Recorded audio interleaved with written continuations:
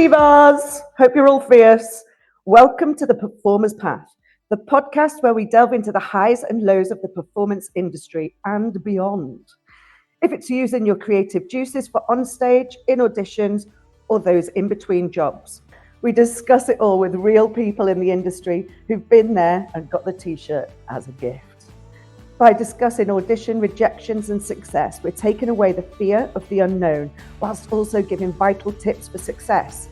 So let's tread the boards together in this week's episode. Episode 3 of BOSH Management is on advice of how to book an agent and what they're looking out for.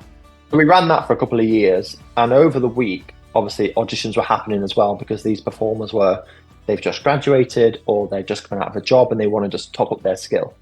And there was one girl in for We Will Rock You for Royal. And Josh was like, wear this, don't wear this, sing this song. They're going to want to see this. They're going to want to see that. And she booked the job. Next person comes in. They're in for Breeze. Oh, they don't like this. Wear this colour. Make sure you wear pink. Wear a trainer. Sing this song. They get the job. And we kind of sat down together and was like, we're agenting people here. Let's do it officially. Let's become agents. And I remember Josh turned around and said, you know that we're in charge of people's careers here. And I was like, yeah. But look what we're already doing.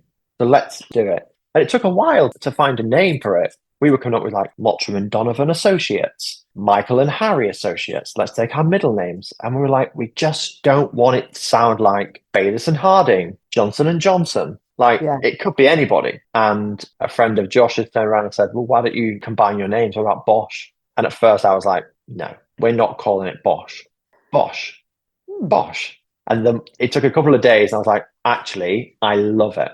Nothing else really sounds like it. And these days, there are so many people, because of Big John on Instagram going, BOSH! Everyone seems to say it. And we're like, oh, there's our little name.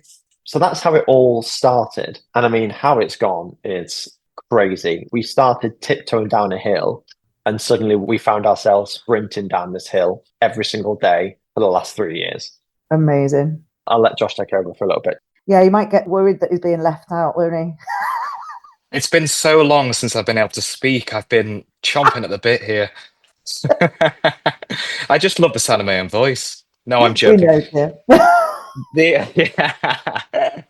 One thing we definitely do need to acknowledge is the work that our clients have put in over the 3 and a bit years that we've been working, because they have really, really worked tooth and nail to book these jobs that we only set them up for. That's the bit that we do. The client success is the tip of the iceberg that you see on the Instagram or on the website. That's their work. That's the bit that they've done. Yeah, so we really do owe it to them. And, you know, the people that have come through our office, all of them have just been wonderful to work with. They really have. So what advice would you give to a student or to somebody who doesn't have an agent to book an agent? What attributes are you guys looking for? Well, I think, first of all, you must ultimately do your research. It's really, really fundamental to have a look at who these agents are. They're comprised by actual human beings. They are people who are running these companies, and they are all various sizes. There's some that are large corporate companies, and there are some that are just one man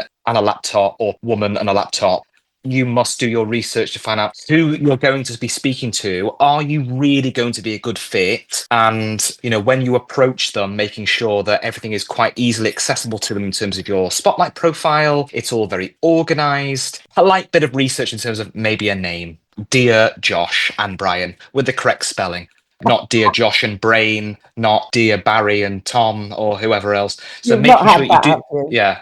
We've had all sorts. We've had Brain, Bryan, Bryany. Mind you, I asked one day for a Fosse essay. Oh, yeah. And it was titled Ben Fosse. Oh, yeah, Ben Fosse. I know him well. And you know who you are, that ex-student. he's our client, Ben Fosse. But it is that personal touch. What you're forming is a relationship with the agent. That's what you're looking for, because ultimately you're going to work together to achieve a like-minded goal, and that being, you know, in a fabulous show or a commercial, or if you're looking to get on board a cruise ship, whatever those goals are, you work with that agent as your mentor to help you get you where you want to be, you know, ultimately. So it's not just some ghost behind a laptop. There is an actual person there. So, Bryan, what tips would you give? What do you look out for when you're at a showcase or you're at an agent's day? Not a lot of agents have been performers. So because of what we know about the performing side of things, I do feel like we're a bit stricter. So honestly, I want the works. I want to see the technique and I want to see you performing your ass off. And that doesn't necessarily mean a smile and you're dead behind the eyes and I'm just smiling because I need to smile. If you're winking, if you're pulling a face, if you're just tell something because we can help technique. If we see something go, oh, she fell out that pirouette, chances are we know why. If your leg isn't straight, we know, or it's not going as high as you want, we know why and we know how to help you fix it. If you crack on a note, we know it's because you've used too much air pressure or you've not tilted enough. We can give that advice, but what we can't do is be there in an audition. So we don't know what your performance skill is like in that time, and that's your time to show us. So for me, it goes performance, and then very, very, very slightly underneath it would be the technique, just because it's something that we can continue working on. Whereas performance-wise, it's tough because, like I said, I wish we could be a fly on the wall in an audition, because then when the client comes out and goes, my leg was the highest, I spun more times than anybody else, I jumped the highest. We sat here going, well, why didn't you get through then? What we don't know is that they're like this. Yeah, face like with the deadpan face, and we're like, okay, that's what's happening. So that's what I look for personally. Just on personality. If we approach you and you come to a meeting, show us who you are. If you crack jokes, if you have an accent, like lean into it. We don't want 80 clients that are all the same. We're not looking for that, because chances are, if you come in like that, we've already got somebody. We'd absolutely love individual personality. That's your unique selling point. So if somebody was going to contact you guys and they don't have an agent, they've been in the industry for a while or fresh into the industry, but they really want to book you guys and have you as their agents, which I wouldn't blame them. What advice would you give them? Like Josh said, make it personal. Tell us why you want to come with us.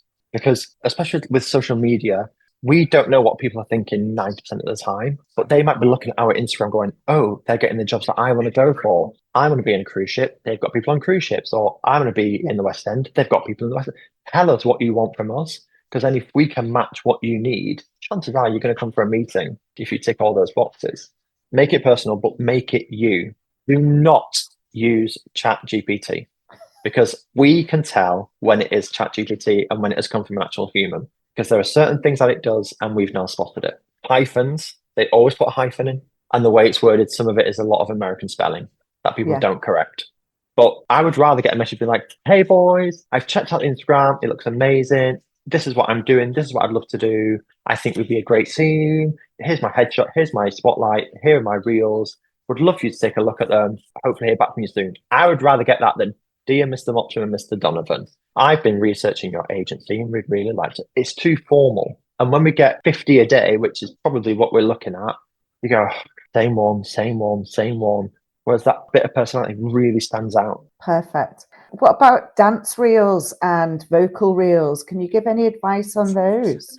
Just before I say anything, what I will say is that every agent is different and they all may advise you in different ways.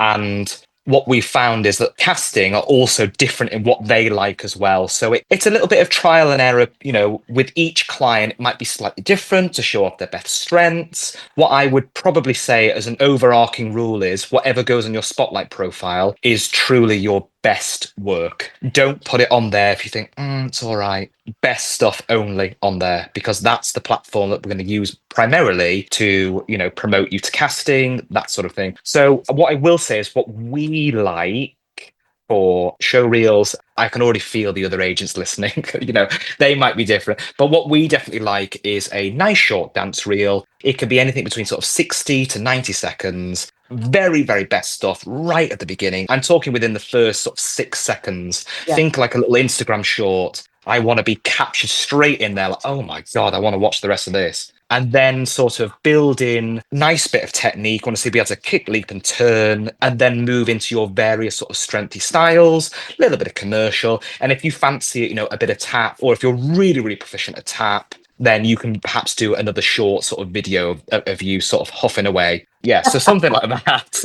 I think that's what they do. Maybe a paddle. That's what I'd say for dance. And then vocally, we really like separate songs. We want a nice sort of contemporary MT, something up-tempo, again, sort of 90 seconds, or something you do in an audition. So when casting watch it, they go, oh, I know what I'm going to roughly sort of expect when I invite them to come and meet this director or this producer. So that's what I'd say, something contemporary MT, maybe something sort of a rock or a pop song, and then maybe something contrasting if you've got it in the wheelhouse, something that's sort of like Golden Age legit, or something character or comedy-esque, that sort of thing. And then anything after that, sort of acrobatics, gymnastics, anything like that could be really sort of helpful. It certainly booked me a lot of jobs. So a short reel of tricks, in inverted commas, can be really, really useful as well. So that's brilliant advice. And guys, we've got a podcast from JLS, it's not the band JLS, Jordan Lee Smith, who gives a load of advice on contrasting songs. So listen to that one as well. Bryan.